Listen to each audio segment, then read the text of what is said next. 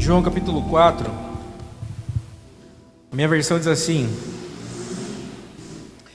E quando os fariseus tinham ouvido que Jesus fazia e batizava mais discípulos que João, ainda que Jesus mesmo não batizava mais seus discípulos, deixou a Judéia e foi outra vez para a Galileia. E era necessário passar por Samaria. Foi, pois, a uma cidade de Samaria chamada Sicar, junto à herdade que Jacó tinha dado ao seu filho José. E estava ali a fonte de Jacó. Jesus, pois, cansado do caminho, assentou-se, e assim, junto à fonte, e era isto quase a hora sexta. Veio uma mulher de Samaria tirar água, e disse-lhe Jesus: Dá-me de beber. Até aqui, pode sentar, querido. Eu gosto muito do Evangelho de João. Ele, para mim, se eu fosse escolher um livro da Bíblia, eu escolheria esse livro. Ele é muito particular. Em todos os outros evangelhos, nós vemos muito sobre as obras de Jesus. Agora, no Evangelho de João, nós vemos sobre a natureza de Jesus. Então você vai ver os outros evangelhos falando sobre, escrito a judeus, escrito a gregos, escrito a gentios, mas o livro de João, ele é um livro mais maduro. Ele é um livro escrito para a igreja. Então, por essa ótica, tem algumas coisas que tem nesse livro que não tem em outros. Por exemplo, a conversa com Nicodemos, a ressurreição de Lázaro, essa conversa com a mulher samaritana. E ele é um evangelho mais amadurecido no sentido também da maturidade cristã. Então João, quando ele escreve aqui, ele já não é mais aquele discípulo menino que andava com Jesus. Aqui ele já é um ancião de 90 para 100 anos. Então, quando ele escreve esse livro, ele escolhe as histórias que ele quer contar, eu acredito que ele está fazendo de uma forma muito intencional, inspirado pelo Espírito Santo. Então, se nós olharmos para o livro de João dessa ótica, eu queria usar esse texto, dessa conversa específica com essa mulher, para nós trabalharmos nessa noite uma coisa sobre a nossa identidade, sobre quem nós somos. E se você deixar o Espírito Santo ministrar o seu coração, assim como Jesus, pelo Espírito, ministrou o coração dessa mulher, nós podemos sair daqui dessa noite diferentes. Não por causa do que eu estou falando, mas é por causa da palavra. Amém? Então, se você quiser deixar aberto aí, eu vou usar só esse texto. Queridos, olha que cena. Começa dizendo aqui que estava havendo um conflito entre discípulos. Os discípulos de João e os discípulos de Jesus. E a briga era para ver quem fazia mais. Era uma briga de obreiros. Quem cantava mais? Quem batizava mais? Quem pregava mais? Quem orava mais? Quem tocava mais?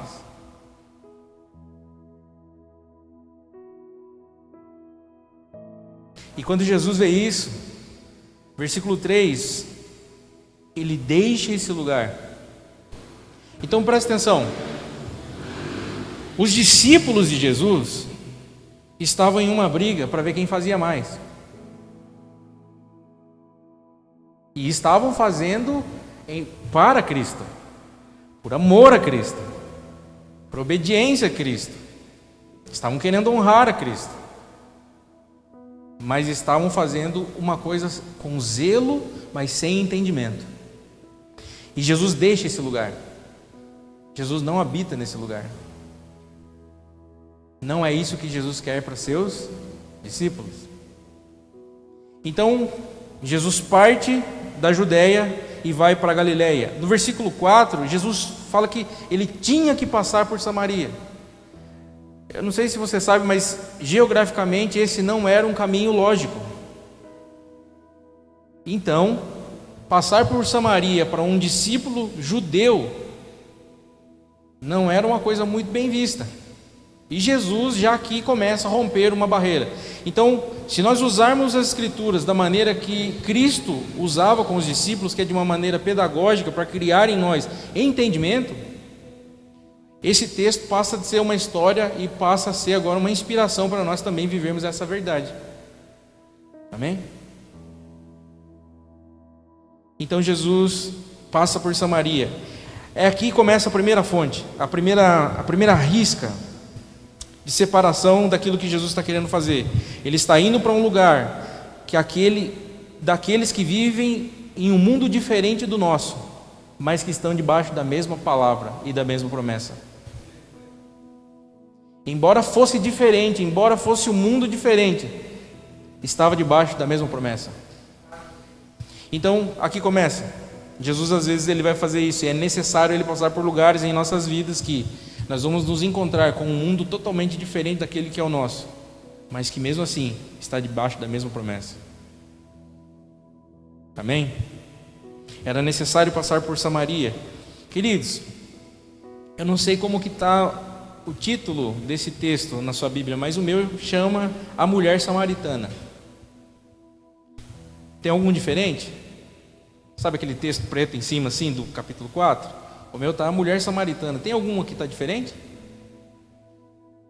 Jesus e a Samaritana. Jesus e a mulher samaritana. A mulher de Samaria. Jesus conversa com a mulher. Perceba uma coisa. Esse texto, essa parte mais escurinha da Bíblia, não sei se você sabe, mas ela não faz parte da Bíblia. É só que a versão que você está, o autor que traduziu, ele achou que esse trecho falava sobre isso. E às vezes, esse trechinho em cima atrapalha você a entender. Porque você vai ler o texto e achar que esse texto está falando sobre essa mulher. Mas esse texto não fala sobre essa mulher, mas sobre o que estava dentro dessa mulher. Olha no versículo 6. Qual que é a primeira frase? Estava ali a fonte de Jacó. Essa conversa é sobre uma fonte. E tinha duas ali. E uma só não sabia que era. Amém? E olha só. Então esse texto, daí Jesus fala para ela, no versículo 7, dá-me de... Final do versículo 7, veio uma mulher samaritana e Jesus lhe pediu água. Jesus pediu a ela o quê? Por que Jesus pediu água para ela? Porque ela era uma fonte. Ela só não sabia. Então a conversa começa ali. Então eu quero criar uma cena. Então perceba, Jesus ele vem até esse lugar e ele fica nessa fonte. E ele envia seus discípulos a uma cidade. Amém? Então veja isso, Jesus numa fonte enviando seus discípulos. Enquanto os discípulos estão indo, vem uma mulher. E Jesus está sobre uma fonte. E essa mulher, a Bíblia diz que ela vem com um cântaro vazio. E ela vai até uma fonte. Esse cântaro fala das necessidades dessa mulher. Toda essa conversa está sendo resumida em torno das necessidades humanas. Os discípulos estavam indo comprar comida, porque eles tinham fome. Essa mulher estava vindo pegar água, porque ela tinha sede.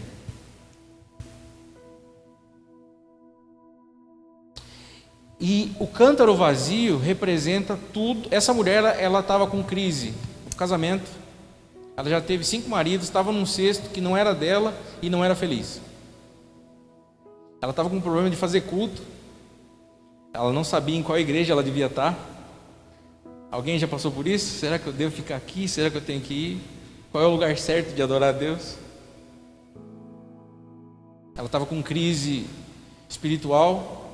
E provavelmente também ela estava com uma crise em seu trabalho. Porque ela estava indo buscar água ao meio-dia e ela estava cansada. Então, se ela fosse uma boa evangélica, se ela soubesse que Deus estava ali com ela, ela ia orar para Deus fazer um milagre. Senhor, muda a minha situação, porque eu não estou aguentando mais essa vida. Quem já passou por isso? Seja sincero. Amém. Eu também. E aí, ela vai até a fonte procurar água, e Jesus pede para ela, viu, me dá um pouco d'água. E aí ela começa uma briga, uma discussão com Jesus, começa a xingar Jesus, começa a ser grossa.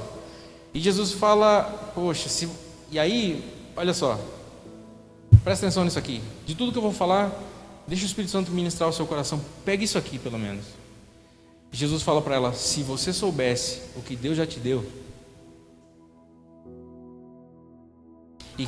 e quem é que fala com você, do seu interior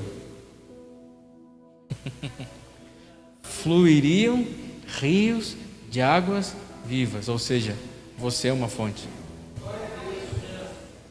Se você soubesse o que Deus já te deu e quem é que está falando com você, você nunca mais procuraria respostas para as suas necessidades. Você entenderia que dentro de você já há um rio que pode suprir a sede que você tem pelas coisas.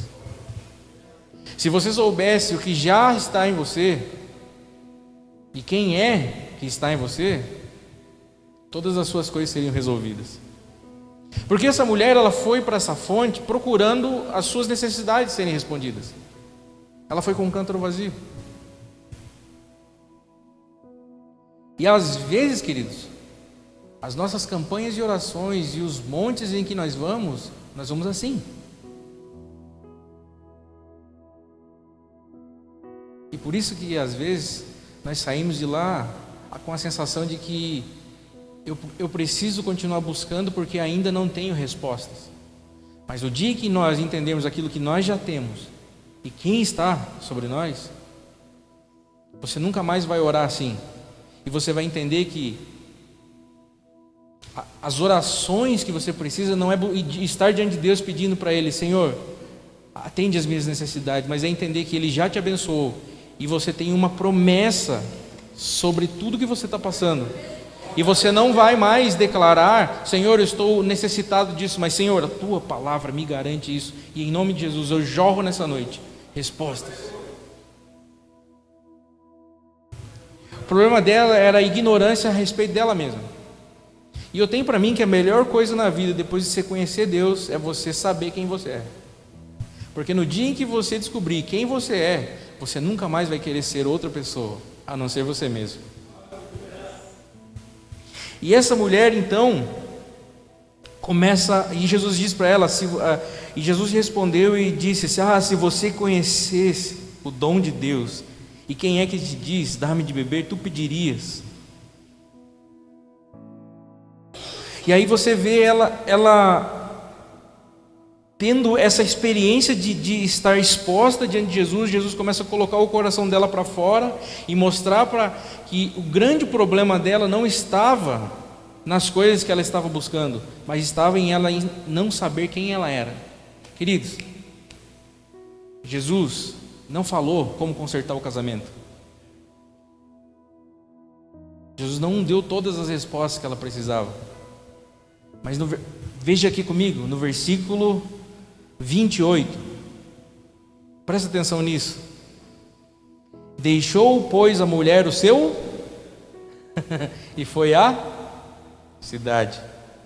E disse àqueles homens, venham e vejam um homem que disse tudo a meu respeito.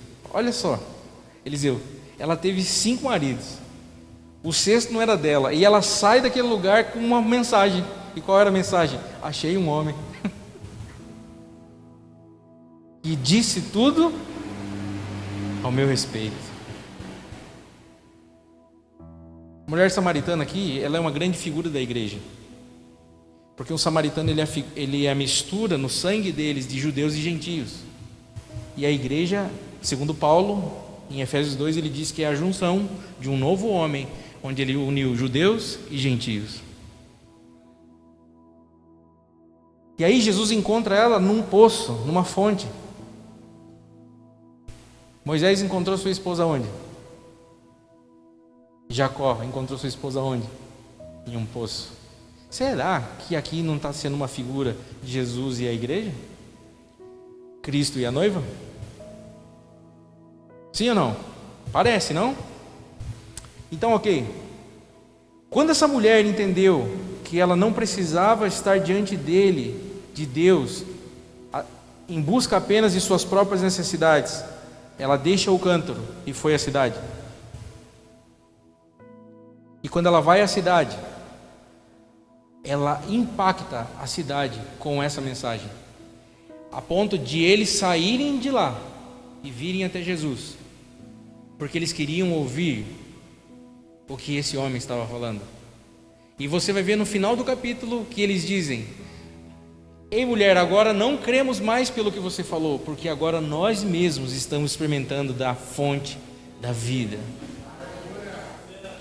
Como que essa mulher conseguiu entrar numa cidade? Ela saiu de lá como uma mulher que tinha 6 maridos, com vergonha de ser vista. Estava ao meio-dia porque ela não queria ser vista.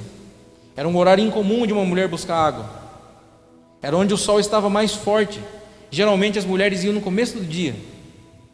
Ela não queria comunhão com ninguém, ela não queria ser vista por ninguém, ela não queria que ninguém soubesse da vida dela. E a mensagem dela é: venham e vejam, ele escancarou minha vida.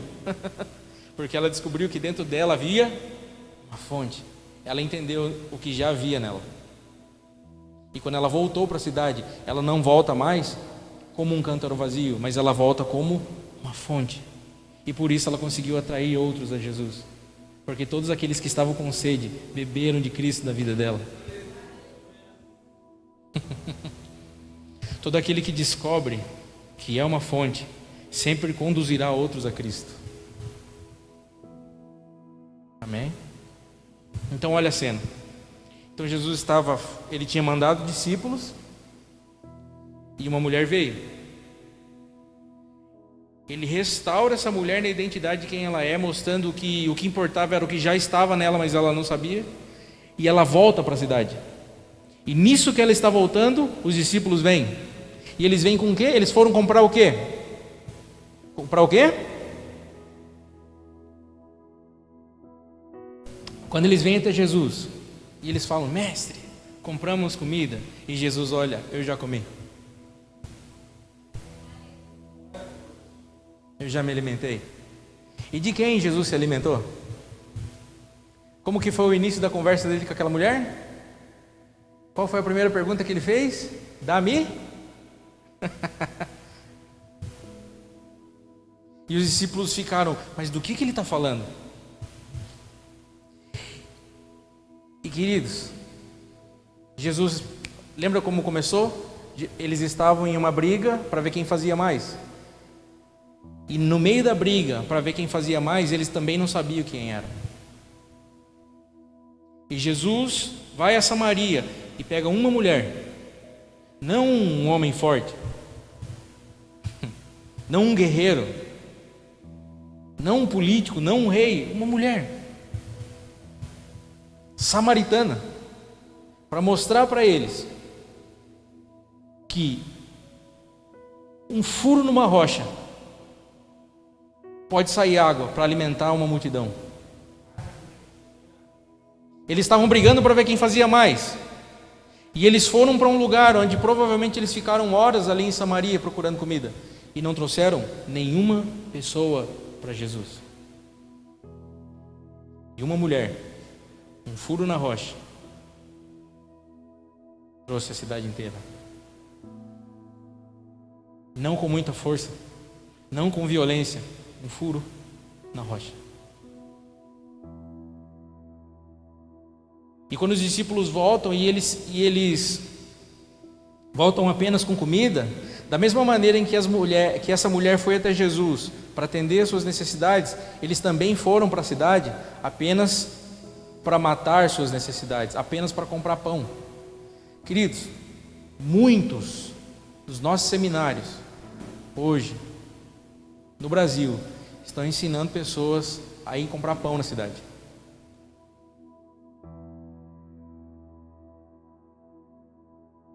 E apenas isso. E ainda vão, abrem o ministério, eles alugam um prédio e falam: agora vocês ajudam nós a pagar o aluguel. Nós só queremos pão. E uma mulher, sem nenhuma outra instrução de Jesus sobre evangelismo, sem curso de teologia, apenas com uma fonte fluindo do seu interior, trouxe uma cidade inteira até Jesus. O que nós precisamos?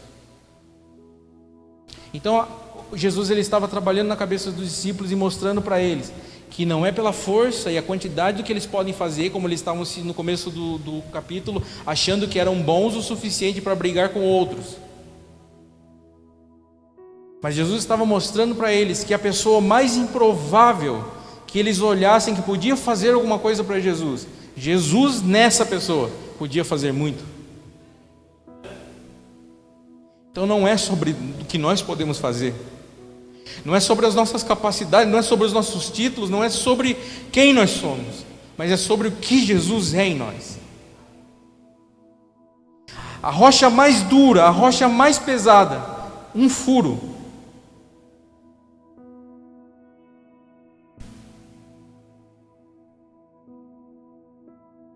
E os discípulos, eles ficaram impressionados com o que Jesus estava falando. No versículo 34, Jesus disse: a minha comida é fazer a vontade daquele que me enviou e a realizar a sua obra.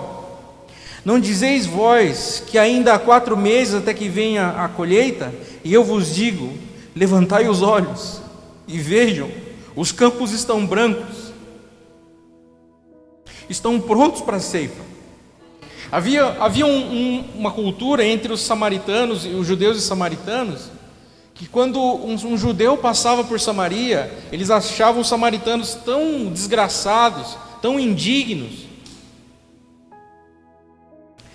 que eles achavam que eles não eram dignos de se olhar no olho. Então, quando eles entravam na cidade, eles entravam de cabeça baixa, e eles entravam no estabelecimento a comprar pão e falavam: eu quero pão, sem olhar no olho. E Jesus diz: vocês entraram nesse lugar achando que são os meus discípulos e não fizeram minha vontade. A vontade do meu Pai, a vontade do meu Pai é que todo aquele que está perdido se salve. O Filho do Homem veio para salvar o que estava perdido. Então ele diz: levantai os olhos e vejam os campos, e vem vindo os campos brancos, a colheita samaritana trazendo uma multidão. Então, mesmo aqueles que eu acho que são diferentes de mim, mas se estão debaixo da mesma promessa, quem tem Deus como Pai não escolhe seus irmãos. Nós oramos e estamos orando por avivamento. Nós oramos por isso, para que o Espírito de Deus venha avivar a obra dele em Capão Bonito. Mas, queridos, se nós estamos orando e o Espírito não derramar aqui em Sagradas Missões e derramar na congregação aqui na frente, nós vamos ficar felizes ou enciumados? Se derramar na igreja católica aqui atrás, nós vamos ficar felizes ou enciumados?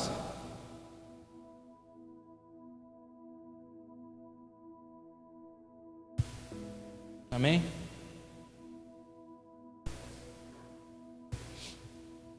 Não é pela nossa força, não é pela qualidade do nosso louvor, não é pela qualidade da palavra que é colocada aqui, mas é porque Deus encontra corações que falam: Senhor, eu só quero saber o jeito certo de adorar.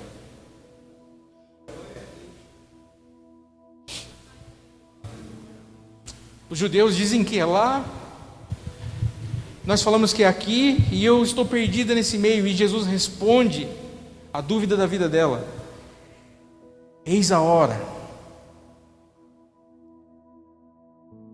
que não mais será lá e nem aqui, mas será em espírito e em verdade, porque Deus é espírito, e Ele assim quer que seus filhos entendam que a hora vem, mas agora é, em que os adoradores adorarão ao Pai em espírito e em verdade, e esses são os tais que o Pai procura. E a minha pergunta é: o que você acha que Jesus estava fazendo em Samaria? Se o Pai estava procurando alguém. Jesus foi procurar uma pessoa. E às vezes nós estamos aqui e nos reunimos e não conseguimos olhar para aqueles que o Pai está procurando. E a nossa resposta para isso é entendermos que somos uma fonte. Amém? Feche os teus olhos. Talvez grande parte dos seus problemas e tudo que você está passando, as dificuldades, talvez seja porque você ainda não entendeu quem você é e o que já está em você e quem é aquele que fala com você. Mas se nessa noite você deixar o Espírito Santo ministrar o seu coração, assim como essa mulher se abriu para o Cristo que estava diante dela, você vai deixar o seu cântaro e você vai ir agora não mais como alguém que tem necessidades a ser supridas, mas como alguém que já tem respostas. Porque aquele que crê em mim, assim como diz as Escrituras, do teu interior fluirão rios de águas vivas. Coloque a sua mão sobre o seu coração.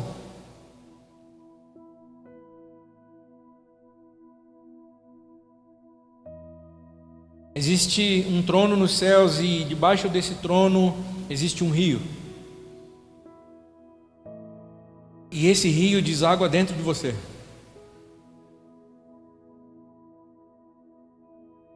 Talvez você ainda não sabe, mas a solução para tudo que você está passando não é Deus dizer sim ou não para as suas orações, mas é você nele saber quem você é. Porque ele disse que aquele que beber dessa água nunca mais terá sede. Eu te abençoo nessa noite em nome de Jesus, para que os olhos do seu coração sejam iluminados e você possa ter clareza da sua vocação nessa noite, daquilo que Cristo te chamou. Ah, mas eu não faço nada na igreja. Não importa, você é uma fonte. Você não precisa de violência, você só precisa falar e falar calmamente. Moisés, ele se equivocou e era tempo de falar a rocha, e ele bateu, e ele não entrou na terra. Não é tempo de nós gritarmos achando que isso é autoridade, mas é tempo de nós falarmos a rocha e sair a água. Apenas abra sua boca e declare as promessas de Deus sobre tudo isso. Se você soubesse o que você já tem, se você soubesse aquilo que já está em você, se você soubesse tudo que já está disponível para você, você nunca mais adoraria a Deus com medo, com culpa, com vergonha. Mas você pode ter passado no pior momento da sua vida, assim como Sansão, que tinha uma promessa. Sansão, por muitos ele é visto como um modelo de fracasso. Alguém que perdeu os seus talentos, alguém que se perdeu com uma mulher, alguém que perdeu a sua promessa,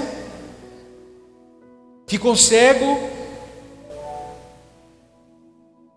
Mas Deus não vê como vê o homem. Eu vim aqui nessa noite pregar o Evangelho para a igreja.